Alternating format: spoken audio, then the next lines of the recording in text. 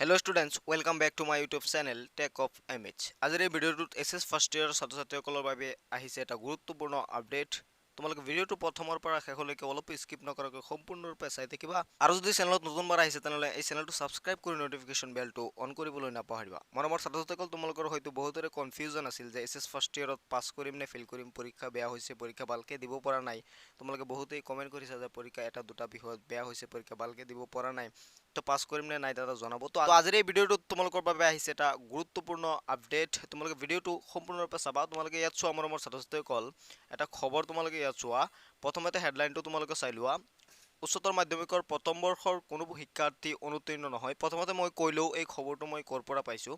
তোমালোকে চাবা অসম ছাত্ৰ পৰিষদৰ যিটো ফেচবুক পেজ আছে তাত এই খবৰটো দিয়া আছে। যিহেতু তাত এই খবৰটো দিয়া আছে গতিকে এইটো মিছা নহয়, একদম সঁচা খবৰ। তোমালোকে ইয়াত চোৱা, শিক্ষা সঞ্চালকৰ সচিবক সাক্ষাৎ কৰি স্মাৰকপত্ৰ প্ৰদান কৰে তথা আলোচনাত মিলিত হয়। আলোচনাত অসম ছাত্ৰ পৰিষদে পৰীক্ষা বাতিলৰ দাবী কৰিছিল যদিও আলোচনাৰ অন্তত কোভিডৰ পৰিপ্ৰেক্ষিতত পৰীক্ষাৰ পৰা আঁতৰি থাকিবলগীয়া হোৱা ছাত্ৰ-ছাত্ৰীৰ মানসিক উৎকৰ্ষ সাধনৰ বাবে তথা আত্মবিশ্বাস বৃদ্ধিৰ বাবেহে পৰীক্ষা অনুষ্ঠিত হৈছে বুলি কৈ সচিবগৰাকীয়ে উচ্চতৰ মাধ্যমিকৰ প্ৰথম বৰ্ষৰ কোনো ছাত্ৰ-ছাত্ৰী অনুত্তীৰ্ণ নহয় বুলি অসম ছাত্ৰ পৰিষদৰ দাবীৰ প্ৰতি সঁহাৰি জনাই নিশ্চয়তা প্ৰদান কৰে। তোমালোকে এই লাইনটো মন কৰিবা যে উচ্চতৰ মাধ্যমিক প্ৰথম বৰ্ষৰ কোনো ছাত্ৰ-ছাত্ৰী অনুত্তীৰ্ণ নহয় বুলি অসম ছাত্ৰ পৰিষদৰ দাবীৰ প্ৰতি সঁহাৰি জনাই নিশ্চয়তা প্ৰদান কৰে।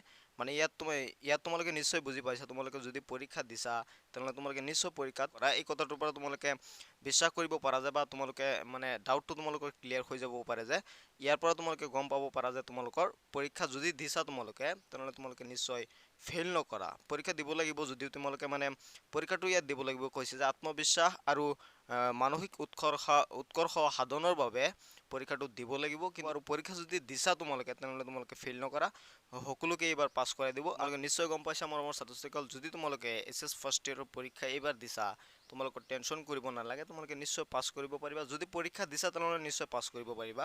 যদি পৰীক্ষা তোমালোকে এবচেণ্ট হৈছিলা কিবা কাৰণত বা পৰীক্ষা দিব পৰা নাছিলা তেনেহ'লে অকণমান প্ৰব্লেম হ'ব পাৰে। তথাপি চিন্তা কৰিব নালাগে আৰু SS ফাৰ্ষ্ট ইয়াৰৰ ক্ষেত্ৰত বেছি টেনশ্যন কৰিব নালাগে। পৰীক্ষা দিলে এনেও পাছ কৰা যায়, অলপ নম্বৰ পালেও পাছ কৰিব পৰা যায়। তোমালোকৰ টেনশ্যন কৰিব নালাগে। তোমালোকে SS ছেকেণ্ড ইয়াৰৰ কাৰণে তোমালোকে প্ৰিপেয়াৰেশ্যন কৰি থাকা। মই এটা ভিডিঅ' বনাইছিলোঁ, বিশেষকৈ তোমালোকক এটা এডভাইচ দিছিলোঁ, বহুত আগতেই এডভাইচটো দিছিলোঁ যে SS ছেকেণ্ড ইয়াৰৰ কাৰণে তোমালোকে পঢ়ি থাকা। ফাৰ্ষ্ট ইয়াৰৰ কাৰণে তোমালোকে ইমান টেনশ্যন কৰিব নালাগে। তো মোৰ ছাত্ৰ-ছাত্ৰীসকল, মই আশা কৰোঁ আজিৰ এই ভিডিঅ'টো তুমি ধুনীয়াকৈ বুজি পাইছা। যদি ভিডিঅ'টো বুজি পাইছা তেনেহ'লে এই আপডেটটো তোমাৰ বন্ধুবৰ্গক বেছি শ্বেয়াৰ কৰি দিবা যাতে তেওঁলোকেও এই কথাখিনি জানিব পাৰে আৰু SS ছেকেণ্ড ইয়াৰৰ কাৰণে প্ৰিপেয়াৰেশ্যন কৰিব পাৰে। তো লগ পাম পুনৰ এটা নতুন ভিডিঅ'ত কোনো এটা নতুন টপিকৰ সৈতে। আজিলৈ মৰমৰ ছাত্ৰ-ছাত্ৰীসকল, ধন্যবাদ।